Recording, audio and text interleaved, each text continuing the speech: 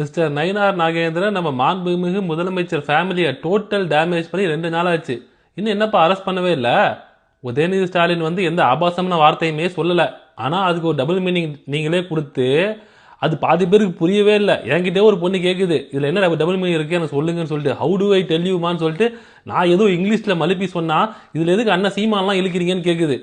இந்த அளவுக்கு தான் எனக்கு புரிஞ்சிருந்துச்சு அந்த பிரச்சனையே. அதை அவ்வளோ ஊதி ஊதி பெருசாக்கி அப்படியே ஒரு படையே தேடிட்டு வந்து அரெஸ்ட் பண்ணி கூட்டு போனீங்க தஞ்சாவூருக்கு. இப்போ இவர் என்ன சொல்லியிருக்காரு?